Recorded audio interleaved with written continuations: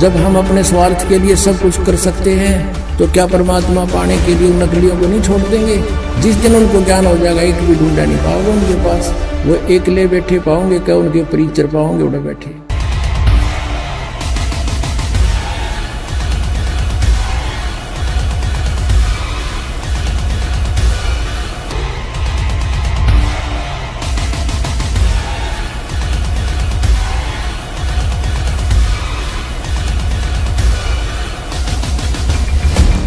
भगवान शिव अविनाशी हैं।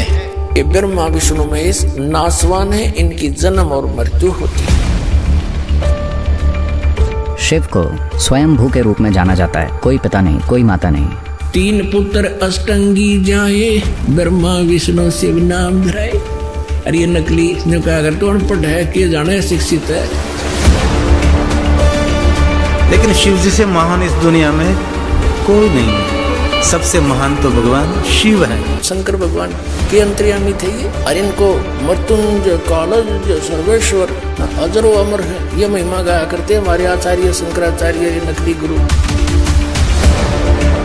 शिव का कोई रूप नहीं है। आज कोई पागल नहीं है।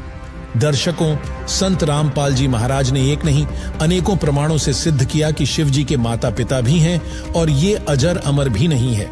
स्वर्गलोक में 33 करोड़ देव पद हैं, जैसे भारतवर्ष की संसद में 543 सांसदों के पद हैं। व्यक्ति बदलते रहते हैं। उन्हीं सांसदों में से प्रधानमंत्री तथा अन्य केंद्रीय मंत्री आदि आदि बनते हैं। इसी प्रकार उन 33 करोड़ देवताओं में से ही कुबेर का पद अर्थात धन के देवता का पद प्राप्त होता है, जैसे वित्त मंत्री होता है। ईश की पदवी का अर्थ है प्रभु पद, जो लोकवेद में कुल 3 माने गए हैं। पहले श्री ब्रह्मा जी, दूसरे श्री विष्णु जी तथा तीसरे श्री शिव जी। वरुण देव जल का देवता है। धर्मराय मुख्य न्यायाधीश है, जो सब जीवों को कर्मों का फल देता है। उसे धर्मराज भी कहते हैं।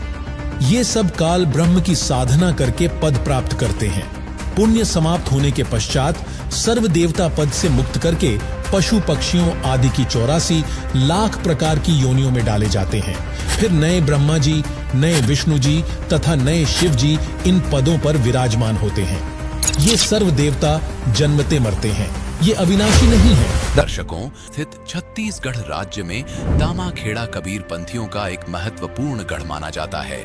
यहाँ कबीर पंथ से जुड़े कई आश्रम हैं, जहाँ सुख की तलाश के लिए कई अनुयायियों का आना जाना लगा रहता है।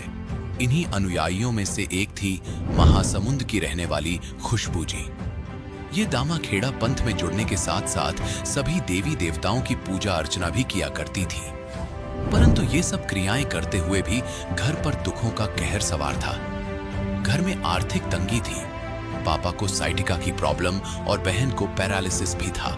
हालांकि खुशबू जी दामाखेड़ा कबीर पंथ की सभी साधनाएं करती थी, परंतु यथार्थ कबीर पंथ ना होने के कारण कोई लाभ नहीं मिला। लेकिन एक दिन हुआ यूं कि खुशबू जी को यथार्थ कबीर पंथ पर चलने वाले एक संत जी की शरण प्राप्त हुई। और आप सुनकर हैरान रह जाएंगे कि यथार्थ कबीर पंथी संत रामपाल जी महाराज जी के आशीर्वाद मात्र से इनकी जिंदगी की हर दुखद समस्या दूर हो गई। इनके पिताजी को साइटिका की प्रॉब्लम से पूर्ण रूप से निजात मिली और बहन का पैरालिसिस भी संत जी की अपार कृपा और शुभ आशीर्वाद से ठीक हो गया। सबसे अहम लाभ तो यह था कि इन्हें वास्तविक कबीर पंथ का ज्ञान हुआ और सही शास्त्र अनुकूल भक्ति साधना का पता चला। अब आप सुनिए खुशबू जी की आप बताई वास्तविक कबीर पंथी संत की शक्ति की सच्चाई। नमस्कार जी,